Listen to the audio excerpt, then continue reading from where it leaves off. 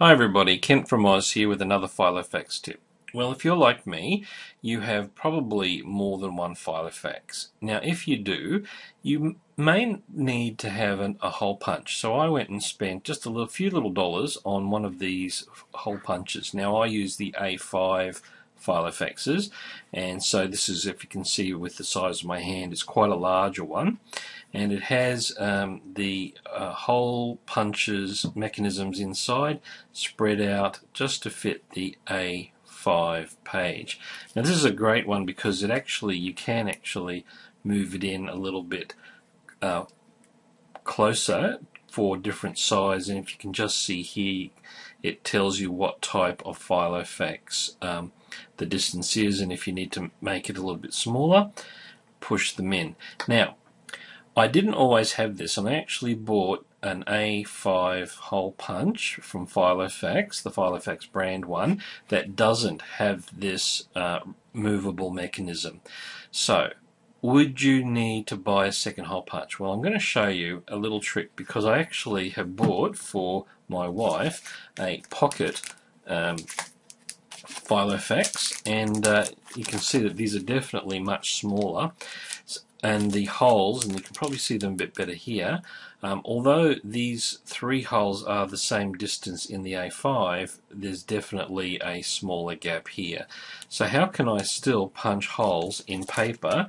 And so let's say I wanted to put this piece of paper in and punch holes in it. Well, I can use a manual hole punch, but I'm going to show you just a really quick and easy way.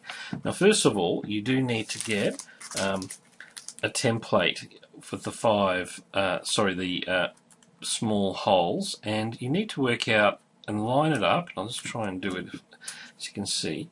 Line it up so you can see where the mechanism is, and you line up the holes with the mechanism.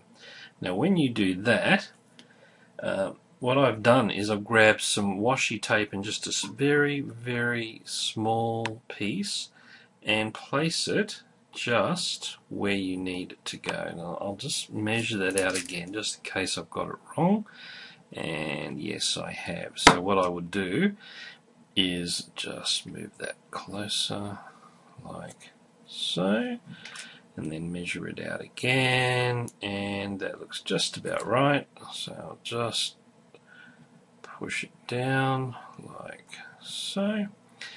And I would, if I was doing this taking a lot of time, test it out with some pieces of paper first, but I think I've got that just about right. As you can see, the mechanism and the holes line up. Now what I would do then is grab a few more layers of washi tape and just place them over the top in the same place. Now the few layers of washi tape have a thickness, and if you run your finger across it, you can actually feel it, and that's what you want. So now what I need to do is use this as a guide, slide my paper through, and just punch 3 holes initially. So slide it through, and then it'll catch, and I can feel it catch there on the washi tape, and then I just put my holes in on that side, flip it over, and do the same as well.